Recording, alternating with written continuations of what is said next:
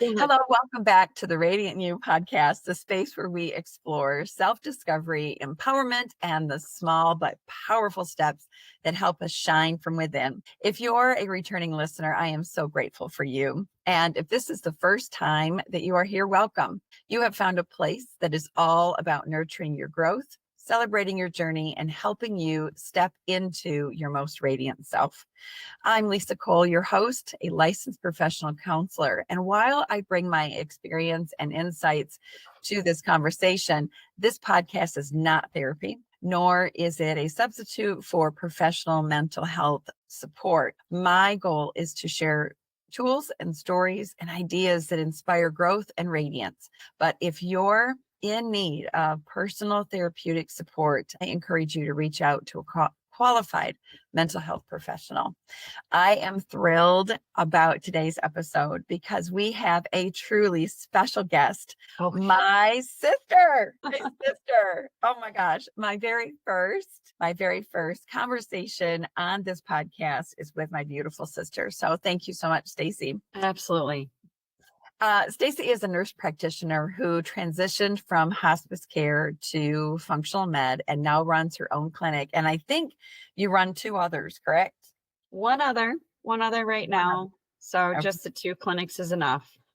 Yes, I'm sure. Well, thank you for taking time out to do this for sure. She is passionate about natural wellness, women's health, and hormones, also aging. And today she is here to share her wisdom, insights, and personal journey with us. Stacey, welcome to the show. I am truly honored to be your first guest, and whatever other things that come this way, I'm just so excited for you. I think this is an amazing tribute to your goals and how you approach your own health and wellness, as well as trying to reach others. And I think that's been a mission of yours since, I don't know, almost birth. Kind of crazy how it works out that way. I love it. I love it. I'm so excited for you in this journey. Oh my gosh. Thank you. Thank you. All right. So let's get started. This first question that I ask all of my guests, you're the first one, but it is my goal to ask all of my guests, what does radiance mean to you and how have you cultivated it in your life? You know, that is a very thick question. It's so many levels, so many levels. I think it's constantly changing, don't you? It's just, we age and some of us, unfortunately, some of us grasp age and move forward. But I think overwhelmingly for me specifically in this time of my life, it is really about self-love, joy, and health. I think that, if you don't walk the walk and talk the talk, then you're probably not where you want to be. And there's that famous thing, fake it till you make it. I think there's some substance to that, because you almost can convince yourself that you're doing pretty good, and you try to make things be better for you. So I think today, this moment, I think it's just about joy and just making sure I am as healthy as I can be from mind, body, and soul. As far as like, how have I cultivated it in my life, girl? You know my journey. It is endless. And again, constantly changing. I think right now it's all about acceptance. It's about acceptance. And I think it's about just identifying that which I can accept and what am I too old to live with anymore? I'm not 25. I'm wiser apparently. And I think that my radiant me is I just accept things differently. Yes. Good. Yes. Was there ever or not ever, but was there a turning point or a breakthrough moment when you felt yourself stepping into your radiance? These questions are amazing. But they have a kind of a common role as far as where they're at with your answers, because again, it is seasonal in our life, how these things change. I think of late it is all about my my growing, my just identifying that which is important to me, and just hanging on for dear life and Mhm. making the changes to accentuate that. I think my health right now is one of my most focused things, enriching my life through my own health journey so I can be a better provider, so I can be a better parent, because that never goes away, and a better grandparent. It's so important to teach our young people, our young generations, how to be healthy, especially in this world. Man, we got some weird things going on. Absolutely. So at some point you really felt like a shift of purpose, Yep. what your focus was. Yeah, absolutely. Absolutely. I think it came pretty strongly when I transitioned out of conventional and into functional, because of the goal of each. I mean, there is definitely a place for conventional medicine. There's a place for medicine. There's a place for hospitalization and such like that. But my goal as a functional provider is to hedge my bets and to find the root cause before it gets to be out of control. Mhm. Yes. Yes. And I love that, and we'll get into it a little bit more, but right away I'm thinking you just kind of have to dig and uncover and find that root. Yep. And boy, does that root, I just envision, me and my trees and roots, but I envision that root going, right? But it also, those branches, too. So you've Oh, got the endless. undercovering, but then you've got the growth that can come from that. So very Well, isn't powerful. it's in every aspect of health care and mind care. This Absolutely. root, the root cause, because you guys are digging to identify that point or those points in time when that person struggled or suffered or whatever it might be. Dealing with PTSD, we look for that moment in time that cultivated a change in that person's psyche. That's a root cause. I mean, if Absolutely. we band-aid every single thing, we are removing their chance of uncovering the problem that could ultimately change who they are. Right. Man, come Right. on. Wow. Yeah. Right. Yeah, Yeah. absolutely. Um, so as you are like almost like an investigator in a sense, right? Because you're digging for clues. And as you do that, are there things that just kind of you look at it going, wow, okay, that this is going to go totally off script, but does it feel like at times you're like, whoa, that's not what I would personally define self-love as, as you're looking at your patients, as you're looking at clients that come in. So personally defining that self-love is, it's like we have to be so solid in that in order to be able to kind of branch out ourselves and to help dig. But I guess when you notice things, do you kind of go, huh? I mean, is there something like that you've experienced? So, if I understand this question correctly,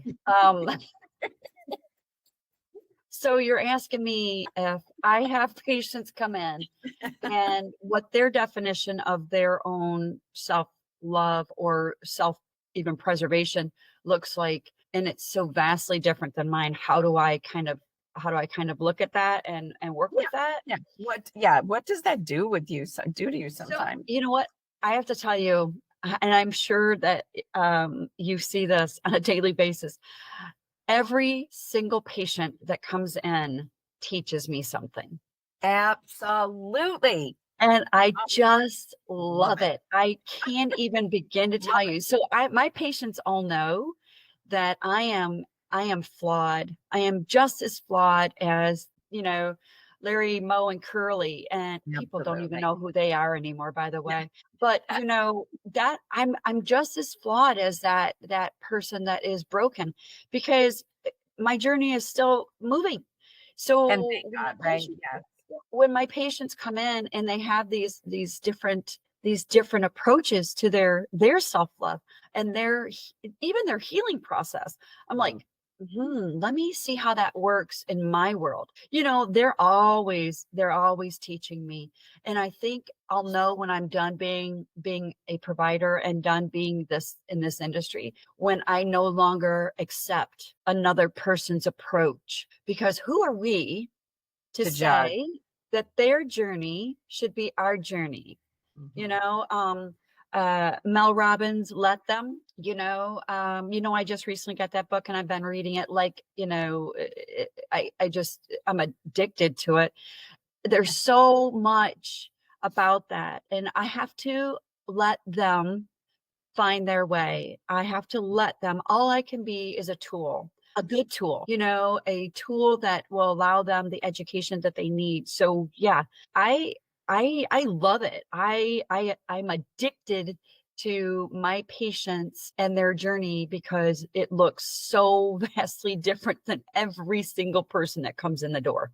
Love Every it. single person, right? Love it. Oh my gosh. But I'm so glad that we went off script a little bit. No, sorry. Well, That that was would be good. expected. No, We that are was sisters. Thank so good. God Mother's not here. We'd never get on task. So true. All right. So, how do you personally define self love? And how has your understanding of it evolved over time? So I think my immediate answer, because I know you gave me these questions and I kind of wrote like one-liners or words, Sure. and I think the first one, it just bounces back to the original. My right now definition of that self-love is acceptance. We are so hard on ourselves, social media, public view, all that stuff. And I think we just have to accept who we are at this given moment and strive to be better, when we need to change, not when others dictate. Absolutely. Um, Absolutely. Acceptance is so big. yeah, I think look, Um, forgiveness goes with that, but I think that's part of acceptance is mhm. forgiveness. And Yeah. then how has my understanding evolved over time? Um, Age, life, um, motherhood, grandparenthood, wifehood, self. I think that it comes with identifying key factors in my life that make me feel good. Health, wellness, diet, exercise, all those things can impact so greatly. I think more than people give them credit for.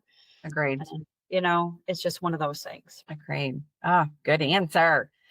All right. So, what are some key practices that help you maintain a sense of inner radiance even during your challenging times? Mm. Some key practices. Key practices for me personally, peace. Mm, How I find peace is really weird. People are going to think I'm kind of nuts, but I'm addicted to listening to books. I have been doing this since COVID. I was a travel NP for a company, and I traveled all around the state for. I drove in the car for hours, and I got tired. I mean, I listen to music, of course, and I jam out and such, but I mhm. needed to escape. So I Yes. started listening to books, and all kind of books, everything from vampires to self-help to romance to murder. I was a weird person. And I think that kind of gives me a moment in time to decompress. And everybody does it differently. It was my form of meditation. Yes. And that's really important for my key factors. The other thing is, I got to say this is going to be really weird too, is I love my clinic. I Mm, love everything about my clinic. It's like going home. So when I get up in the morning, I get up fairly early and I'll either listen to a podcast or listen to a book, but I have one cup of coffee. I'm down to one cup of coffee a day, and I'm getting rid of that here soon, moving to a different form. But after that, I'm up and out the door and I go to my clinic. And I usually have a good hour and a half or two there at the clinic, just regrouping. And that quiet time by myself in the clinic, kind of coming to grips with my patients of what my day looks like, catching up from that is peaceful for me. And that helps me to focus and Mhm. to ground a little bit. Around you. Um, Absolutely. it's weird, but yeah, my No, my it's not there. moments are different than a lot of people, you know, petting my dog, Mhm. looking at pictures of my grandbabies. These all ground me. But it's just a little different for everybody. Mhm. Mhm. Yeah. Very good. Very good. Um, how do you see the connection between self-care and true lasting wellness? I think they're I think understanding that they're the same. They're exactly the same thing. So you have to make the decision. You know, So it's you choices? it's choices, but you have to identify it. This is the same thing. Mhm. Um, Mhm. there is no distinction between the two because if you have one, you have the other. That So, oh my you gosh, yes. I don't think people understand that when they get to that point, they're really they look in the mirror and oh, yeah, I feel Yeah, pretty good. This is awesome. absolutely. My brain is working. I'm where I should be. And the health and wellness comes in as well. Absolutely. Yes. Well, and when we neglect that self-care and that self-love, we start seeing burnout, chronic stress, illness. And when we prioritize it, we can create that resilience, Yes, too. And that's really important for Radiance, is to have agreed. Radiance for sure. Agreed. So what role does mindset play in cultivating a radiant, healthy life? Well, Mhm. I think that there's several approaches to mindset. Um, I think they have to understand that you are in control.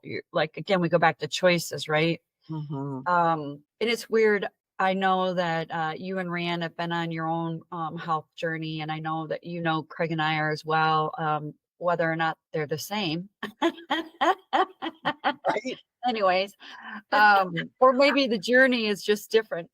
But All journeys are different, yes, but but you know what it is? It's like your mindset is weird because you could actually get up in the morning and say, "I am not working out today," and go work out.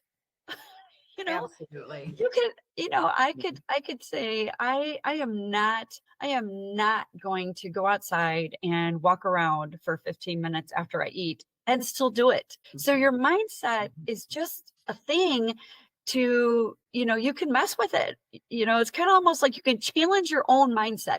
And it's awesome because you can say, I am not going to the gym this morning. I'm not going to go. But Mhm. get in your car, drive your butt to the gym and do that hard workout Mhm. and you did it. And you Exactly. feel better for it. You can say, I am not going to argue with my husband today and still argue with your husband.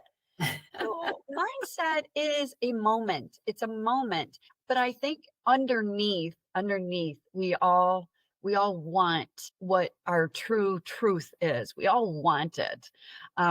We all want to be better. We all want to be healthy. We all want to be sane. But I think it's just a moment. It can be so quick, Mhm. so quick. And then Mhm. we can mess with it. We mess with it all the time. I mean, I can't even begin to tell you how many patients I see. They'll come in and they'll say, Stacey, I had no intention of doing that. None. It was in my brain that I was not going to do that, but I did it anyways. Yeah, Mhm. I know. Mhm. I'm Yeah. right there with you. Yeah. Well, and it can also be on the flip side of that too, that, I had no intentions of eating that cookie, or I had no intentions of, having 3 bowls of ice cream, right?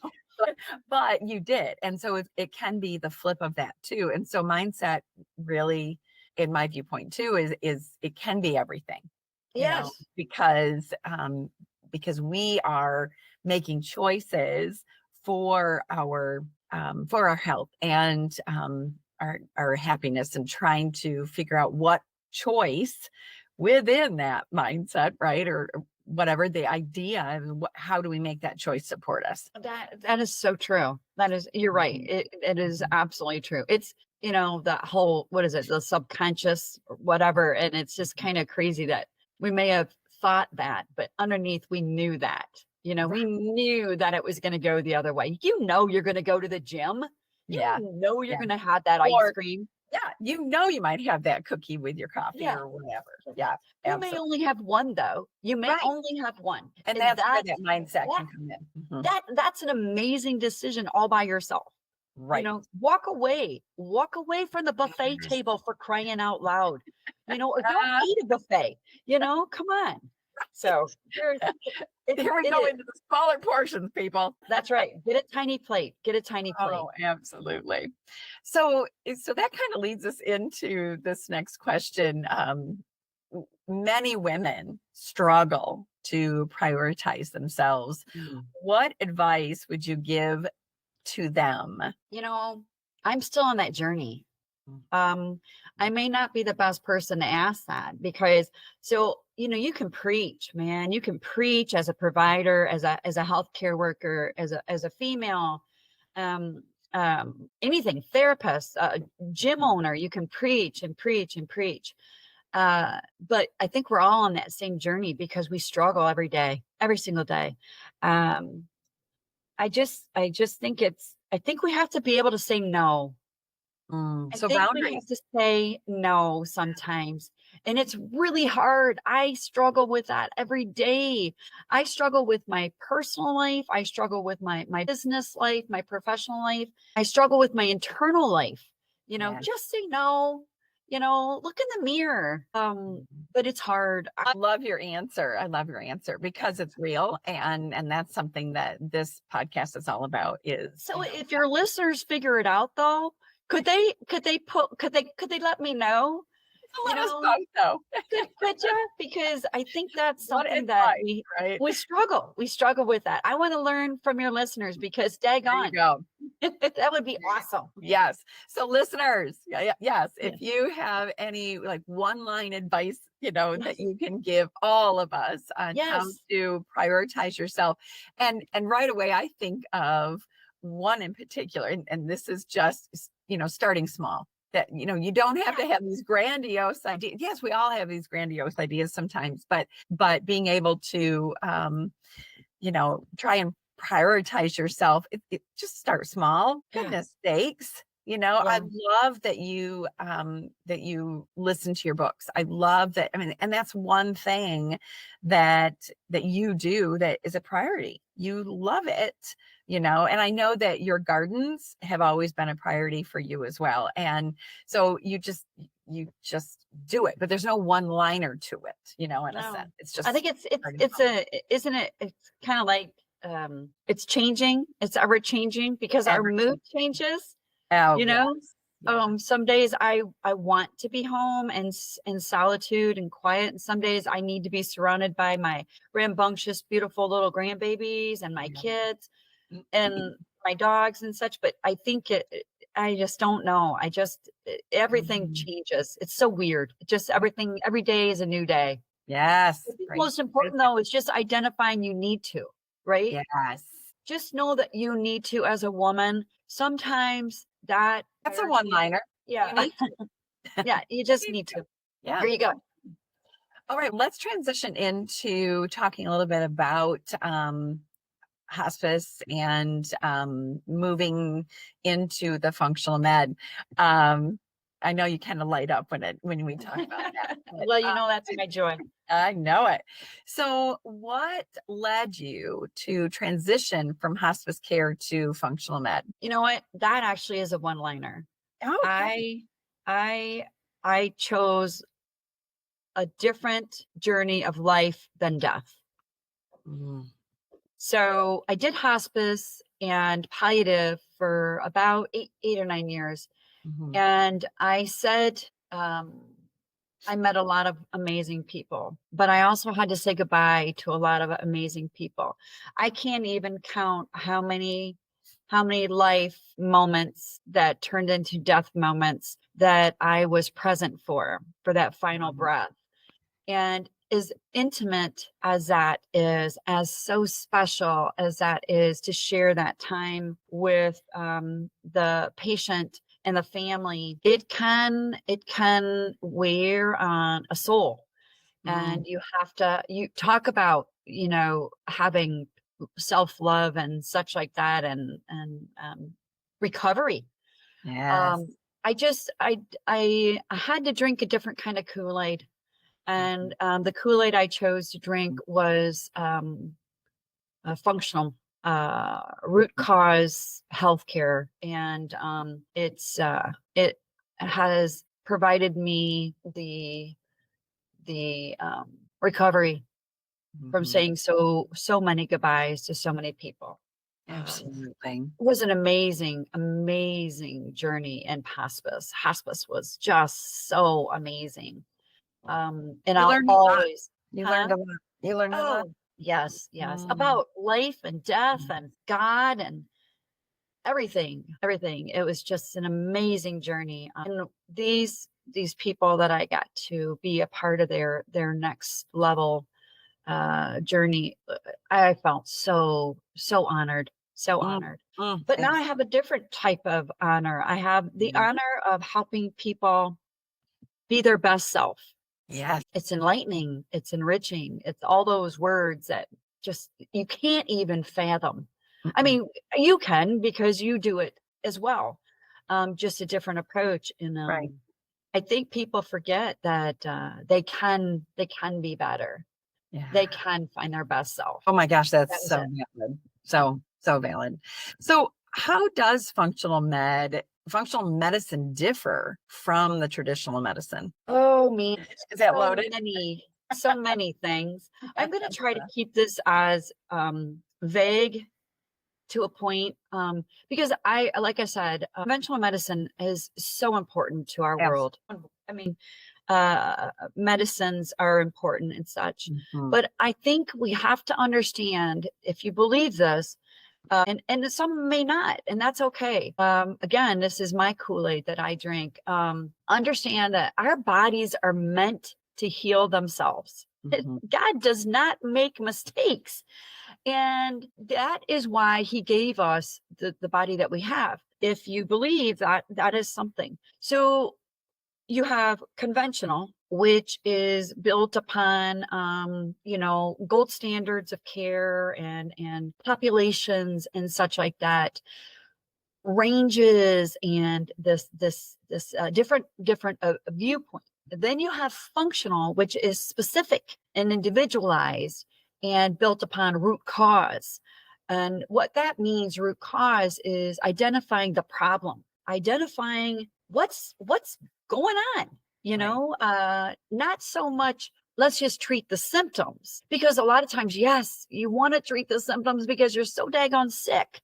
Absolutely. Your thing, it's broken. And so conventional may be more driven towards a symptom management approach, because look, they're treating hundreds and hundreds of thousands of people at a given moment. It seems, they see sometimes, a provider in conventional medicine, they see like 50 people in a day. Right. how Oh, do you how do you how does that work? I mean, I feel bad for that realm.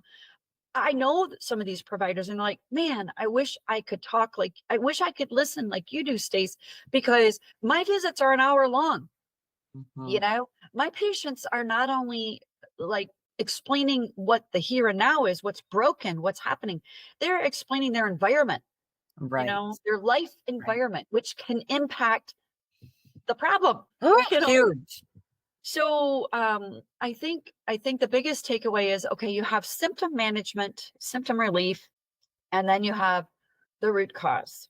Yeah. The root is the problem, and we touched base on that already. But root cause analysis is the focus for functional, and then to try to formulate a treatment as naturally as synergistically as possible with the body itself, Yes. um, and allowing the patient education so they can be the cause. They can be the one that is in charge of the answer. Because Yes. you know what? If you don't empower the patient to be focused on themselves, then they're going to end up right back where they were. Yep. And what's a point? Well, what's a That's point? right. You That's right. know, this isn't a one-off. This is a continue. keep going forward every step. What is it? 365 days to succeed, 365 days to fail, 365 days to start over, right? Right. To start over That's every right. day, every day. They got to work on themselves. So Absolutely. it's a big difference. It's a big difference. It's a big, big difference. Absolutely. Woo, love it. Good, good, good. Okay, so what are the most common health concerns that you see in women, and how do you help them address some of those issues naturally? Oh, wow. Well, that's Mhm. deep. You know what? I think right now in our day and age, it's really, I think that, and we'll get into this later, I'm sure, but I think some of the biggest health concerns are, um, first of all, they're the group of the ages that I see. I think a lot of them are menopausal Mhm. or PCOS, hormone driven Hormones. Mhm. hormones. Big, big, big. There's this weight gain, weight management, also a problem. And then just everybody's tired. Yeah. Everybody's so daggone tired. They can't stand it. I mean, and fatigue leads to depression, to addictions, to unhealthy habits. I think they're just so daggone tired. And Mhm. I can see a very fit and healthy woman come in, and the first thing they'll say is, "Stacey, I am so tired. This overwhelming fatigue is just sucking the life out of me. I don't understand. I work out, I eat. What's wrong with me?" Mhm. And it's a journey we take together, but it's just it's one of those things where it's like, yeah, I think the hormones probably the first, maybe an underlying chronic condition that's not been identified yet. Mhm. Um, but that infamous F word, fatigue, it just Mhm. sucks, Mhm. just sucks. Would you also add in there what I see on my end? Yes, I see hormonal imbalances, and I'm always asking or suggesting that maybe they get a hormonal panel done, and whatever, right? But what I'm also seeing is stressors, an increased amount of stress, and Oh so yeah. would you say that not being able to handle it, just be able to have that stress management would also be helpful in restoring some of the balance that they need, some of their. So remember, I think a lot of that has to do with hormone deficiency, Yeah. because we used to be able to handle this stress. Of So course, the stress true. was different. I mean, the stress was different when we were younger because Mhm. then we had to worry about what pants we wear to school. You Right. know, now we're worried about, who's fighting who in the world today, Mhm. or are we going to be safe in our own home? Mhm. Or are my children going to make it to school and back? Mhm. These types of stressors are just because we age, God forbid, we're going to age. And because our life changes, I think the stressors change. Well, look Mm. what else has happened. We've gotten older, right? Mhm. That's So right. when we get older, we become depleted and deficient in hormones, Right. which then can add a whole bunch of stressors on the body. Thyroid can take a hit, our adrenals, our cortisol levels. I mean, good Lord, it's like an endless cycle. So if you're not chronically looking at your health Mhm. and identifying, oop, I'm tweaking, I need to work on this, then those daily stressors are going to be too much, Yes. too much. Yes. And your brain is going to start misfiring and your neurotransmitters are not going to be able to function properly because you are failing in your ability to walk through these stressors. So Yeah. yes, I mean, stressors are huge, but again, Root root cause. cause.